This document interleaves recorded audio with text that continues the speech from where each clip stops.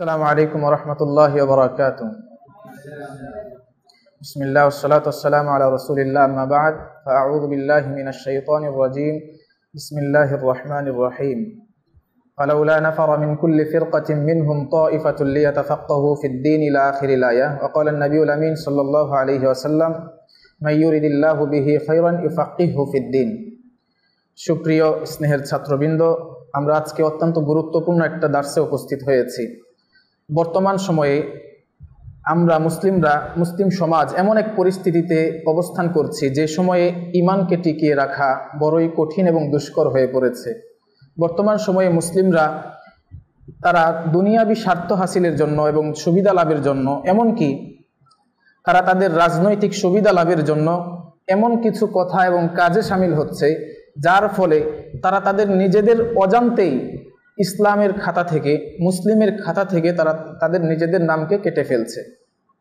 তো এই জন্য আমরা আমাদের নিজেদের সতর্কতার জন্য বা আমাদের অন্যান্য মুসলিম ভাইদের সতর্কতার জন্য আমরা আজকে অত্যন্ত গুরুত্বপূর্ণ একটি বিষয় অর্থাৎ ঈমান ভঙ্গের কারণগুলো নিয়ে পড়ার চেষ্টা করব, আমাদের আজকে দাসটা দেওয়ার চেষ্টা করব ইনশাআল্লাহ। এতে করে আমরা সতর্ক থাকতে পারবো। আমরা এমন কিছু কথা এবং কাজ যেগুলোর মাধ্যমে মানুষ ঈমান থেকে বের হয়ে যায়, সেগুলোর ব্যাপারে আমরা সতর্ক হয়ে আমরা সেগুলোর থেকে বেঁচে থাকতে পারবো ইনশাআল্লাহ। তো সেগুলো বিষয়েই আমরা আজকে পড়ব। নাওয়াকিজুল ইসলাম, ইসলাম ভঙ্গের কারণসমূহ।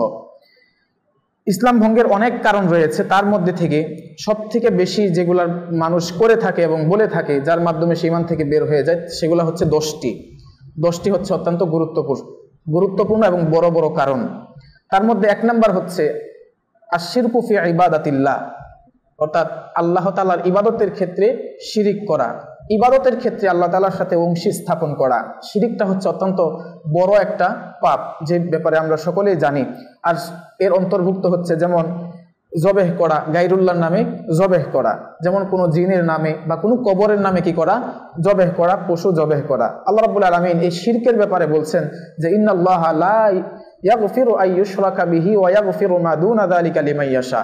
এই শিরকের গুনাহটা এত মারাত্মক একটা গুনাহ যে আল্লাহ রাব্বুল আলামিন এই গুনাহটাকে কখনো কি করবেন না, ক্ষমা করবেন না। অন্যান্য গুনাহ আল্লাহ রাব্বুল আলামিন যার থেকে খুশি, যার ব্যাপারে তিনি খুশি, সেটাকে ক্ষমা করে দিতে পারেন। 2 নম্বর ঈমান ভঙ্গের কারণ হচ্ছে মান জাআলা বাইনাহু ওয়া বাইনাল্লাহি ওয়াসাইতা ইয়াদউহুম ওয়া ইয়াসআলুহুমুশ শাফাআতা ওয়া ইয়াতাওয়াক্কালু আলাইহিম ফাকাদ কাফারা ইজমাআন।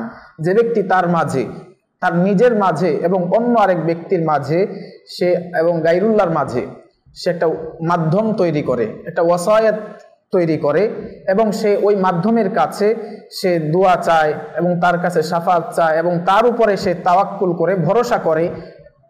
সকল ইমামদের ঐক্যমতে এই ব্যক্তিও কি হবে, কাফের হয়ে যাবে, ইসলাম থেকে বের হয়ে যাবে।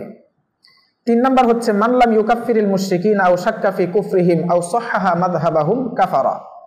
যে ব্যক্তি কাফেরদেরকে কাফের মনে করে না, মুশরিকদেরকে মুশরিক মনে করে না, অথবা তাদের কুফরিতে বা তাদের শিরকে সে সন্দেহ পোষণ করে, অথবা তাদের ধর্মটাকে, তাদের দিনটাকে তারা সঠিক মনে করে, কাফারা, সে ব্যক্তিও কি হয়ে যাবে, কাফের হয়ে যাবে, ইসলাম থেকে বের হয়ে যাবে। 4 নম্বর হচ্ছে মান ইআতাকাদা আন্না গায়রা হাদিয়িন নবী সাল্লাল্লাহু আলাইহি ওয়াসাল্লাম আকমালু মিন হাদিয়িহি। যে ব্যক্তি এই বিশ্বাস করে যে মুহাম্মদ সাল্লাল্লাহু আলাইহি ওয়াসাল্লাম যে বিধিবিধান নিয়ে এসেছেন, সে বিধিবিধানের চেয়ে গায়রুল্লাহর বিধিবিধানটা অধিক পরিপূর্ণ এবং পূর্ণাঙ্গ, যে ব্যক্তি এই বিশ্বাসটা করবে সে ব্যক্তিও ইসলাম থেকে বের হয়ে যাবে।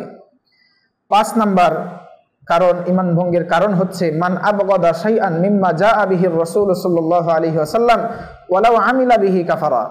যে ব্যক্তি রাসূল সাল্লাল্লাহু আলাইহি ওয়াসাল্লামের আনিত কোনো বিষয়ের প্রতি অক্ষুণ্ণ হয়, রাগান্বিত হয়, অসন্তুষ্ট হয়, যদিও সে ব্যক্তি ওই কাজটাকে করে, এরপরেও সে কি হয়ে যাবে, কাফের হয়ে যাবে। অর্থাৎ রাসূলের আনিত কোনো বিষয়ের প্রতি যদি কেউ ক্ষুব্ধ হয়, রাগান্বিত হয়, অসন্তুষ্ট হয়, আমল করার পরেও সে কি হয়ে যাবে, কাফের হয়ে যাবে।